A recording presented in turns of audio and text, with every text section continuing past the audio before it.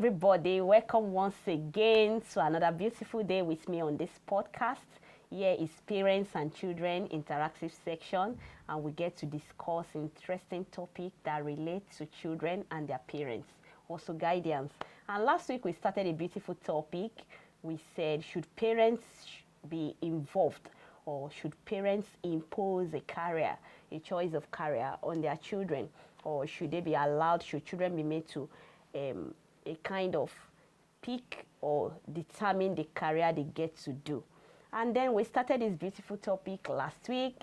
Today on the podcast, we have a guest, still a student, and she'll be sharing some things with us on this same topic. Should parents be allowed to select or impose careers on their children? So welcome with me, Shinonyerem. She'll be introducing herself. The more you're welcome. Thank you. Okay. Hello everyone, my name is Chinayem Samelude and I am a secondary school student, and I'm going to be sharing with you what I feel on, or my opinion on this topic. Thank you so much. Okay, direct question. Should parents be allowed to select a choice of career for their children? What do you think about it? I actually think that, yes and no at the same time. That's what I believe. Okay. Because I feel like some parents will know the strengths and weaknesses of their children and would like to, encourage them to do a particular subject or course. Okay. And then also, I also believe that some parents might, want to live their dream through their children. So that's like the same. But my final answer, I think, would be a no. But in some situations, yes. Okay, like what situations should we have a yes? Okay, when children are being, will I say, too ambitious, or maybe like a bit, will I say, they are pressured by their friends or the people that they're around with, just because their friends want to be doctors, or, and because they want to be in the same university or the same course, they actually like leave where they can actually thrive and go for it. And that actually causes a lot of undergraduates today, and also people who don't know what they are doing. You find out that students are actually cheating during exams, such as medicine, and stuff like that. So because of that, parents are actually trying to encourage their children to detach themselves from some specific people that will actually tend to mislead them, because some children are only blinded by the fact that, oh, my friend wants to do this, so that means I have to do this so that I will be with my friend. So sometimes they don't actually know what they want to be. There are some children that if you ask them, like particularly my former school, during career day, there were lots of students. They were all wearing white. Obviously, everybody wants to be a doctor. So they asked one person. The person said, I want to be a doctor because my friend wants to be a doctor. And obviously, at first, when you hear it the first time, you're like, what? And the child gives detailed explanation about how the person is so passionate about, being a doctor. Yeah, and it's the person's passion, but it's not your passion. And you hear the person saying, oh, she's very good at tending to people and everything. That's why I want to be a doctor, not because it's their own passion. There are children that are also like at the age of 14, 13, they don't know what they actually want to be. But because they see people around, oh, I want to be a lawyer because my friend is going to be a lawyer. My boy is a lawyer. Yeah, and stuff like that. So I feel like parents are actually trying to avoid that, and that's why they might try to choose a career that might suit their child's personality. Okay, so are you trying to say, as a parent, if you find out your child does not really know what they want to do, or they are just being influenced by peer pressure, you can always step in? Yes, you can step in. You can step in, but do not, force them, because people learn from experiences, basically. And there's always a second chance. There's always a second chance. So I feel like as a parent, what you should do if the child is not responsive, or the child is not, following your advice, is just don't pressure that child. Just keep asking questions. Like my friend, he was asking me, he told me one day, he said, I'm going to university soon, and I don't know which course I would like to do. I'm good at these 4 courses, but I don't think it's going to be ideal for me. And then I asked him, number one, the first thing you should think about is that, would you like to do this for the rest of your life? Good. Would it be profitable to you? Does it meet the financial expectation that you have set for yourself? And if these questions you cannot answer, that means that course is not for you. You need to think of as anything you're doing, especially if it's a course, you should think about it as a career. Because a career is basically how you'll be addressed for the rest of your life. Oh. You say, oh, this person, he studied medicine, so he's a medical doctor. Even though you might leave that certificate and, you know, go into trading, but that's what you learned. That's your career. That's what you'll basically. be good at. Yeah, that's your career.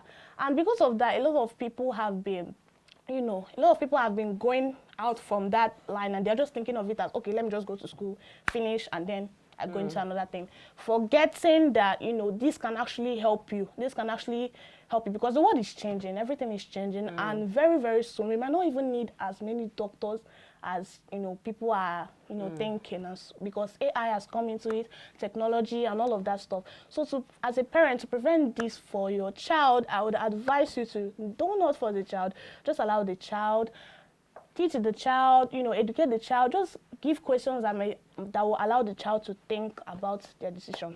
Oh, thank you. So where do you come to say a no? Where does a no fit in? Because you said a yes and a no. Where does a no fit in when it comes to, oh, parents should not be allowed to select or impose a career on their children? Where does the no come in? Okay, it is a very, very big no if the parents wanted to be that thing. Like, that was what they wanted. And because they could not have that thing, they now want to live through their child. It's a big They want to achieve no. that, achieve their dreams through their children. As a parent, just because you could not be a medical doctor, or just because you could not be a civil servant, or because you couldn't be a lawyer, does not mean your child has to follow that way so that you can feel satisfied. Oh, because I didn't become a medical doctor, I can actually brag and say my child actually lived for me. It's not a medical doctor. Yeah, you need to understand that your children's lives are not your life. Everybody everybody has one life, and that's your life, and you have lived your life. Now allow another person to live their own life. So as a parent, you should understand where to actually say, okay, this is your choice, this is your decision. And that also comes in play with starting from the primary school, secondary school. If a child says they are not good in science, because you don't want them to be in art, because you feel that art doesn't have a lot of this, do not try to force the child to go to science, because it might actually, you know, affect their report cards and everything. And you, at the end of the day, you see some of those parents, they're blaming the children for it. But it actually starts with when you don't actually listen to them and agree with them on some certain things. So yes. Thank you. So you've been able to talk about the yes and the no. Yeah. Okay, let's come down to the child psychology, as in to the child themselves.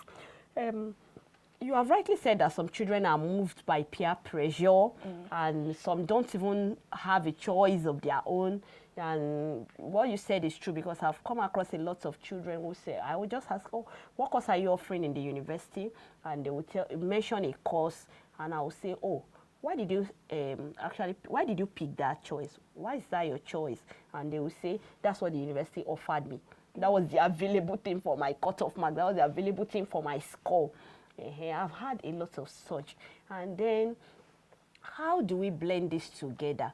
How do we, what can we do to bridge that gap? Because when we are saying parents should not be so involved, we should not impose, we should not be so selective, we should not get to determine fully what a child does. But then, how do we blend this with the fact that some children don't know what they want to do, and how to go about it, how to go about the choice of a career and all that? So how do we blend these two together? If you find yourself in such a situation, or we have people in such a situation, what can we do for them? Okay, I feel like the parents and the child, they should work in hand. Okay. They should actually become partners. Okay. Because it should not be a situation of a child has more decision than the parents, or the parents has more decision on the child. The both of them should come together. Before your child goes to apply for university or any of that stuff, the both of you should sit down, look through career options, say, okay, this is what you can do.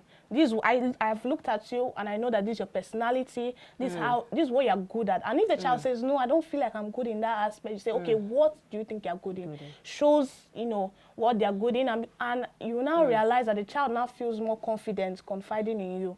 And that makes the child a little bit more open to you. So even if the child gets it wrong, because of the way you talked and the way you handled it, the child might actually agree with you. Okay. Yeah. Lastly, I would like to ask, is it true that children can change their passions? Maybe at a particular time they were passionate about something, and then getting to a particular stage again, they say, oh no, I thought I was passionate about this, but now I think it's this and no longer this. Is it possible? Yes, a very big yes, because Okay. when I was so little, I wanted to be, I wanted to, be a baker because I loved food, obviously. So I wanted to have anything to do with cake. And my major reason that time was that if I can make cake, I can be eating cake anytime. That was just what I was thinking as a 4-year-old. But as I kept going, I had a passion for law. Because for me, I was good at arguing. I didn't want to, go to a point. Then after law, I said I wanted to be a journalist. Before I finally made up my mind and said, no, that's not what I want to be. I had a lot of career options and all of that. Okay. My mind was not fixed because there was just the situations were dictating to you the things you anything could I do. see, and I'm very, very, I love the thing. I want to, be involved in it. Like, especially that bakery stuff. I wanted it so much, not because I wanted it as a career, but because of my own personal interest. Yeah, the same as law, because I felt that I could argue more and I could be able to win any case, every single case I can win. But that's not actually true. So as time went by, as time went by, I actually that found out that no, this is not where I'm going to. So yes, it's very, very normal for a child to actually be changing career. But what's not normal if you cannot make up your mind at a certain age? That's when you know that you need your parents to step in. Okay, so at like what age do you think I feel a child should be old enough to pick up a career choice? I think immediately after primary school, maybe at secondary. Maybe. Okay. Your junior secondary might not have a clear vision, but as you go into the senior secondary and you have science and arts, that's where you need to step up and actually know that, okay, this is what I want to do, this is how I want to do it. Especially when you reach SS2, SS1, and they say science or art. So that's why some schools, they take like 2 or 3 weeks to allow them to cool off and pick it up. And really and be very sure of yeah, what that they you are want going to do this, that. Because after this, no turning back, nothing like that. So yeah. Okay, there could always be a point of turning back anyway. Yeah. I've seen people who went through university and then at the end of the day, they still came back to... But is it worth it? I don't think. I don't think it's worth it. Okay, that was, you think, okay, the waste of time and it's all not that. good. So you have to choose for yourself, choose rightly. Okay, thank you so much. Your Thank you. contributions have been very, very, very helpful, and we look forward to having you some other time again Thank you. on the podcast. We'll still be talking more on this topic.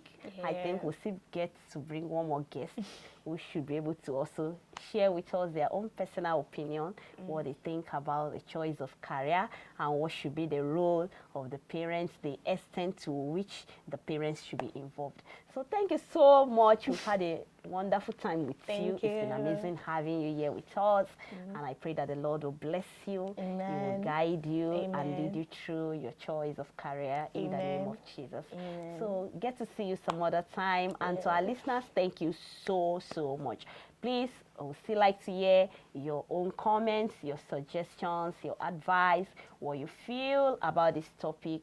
Kindly drop it in the comment section and we'll be with you to also acknowledge. Thank you and see you next time. Bye. Bye.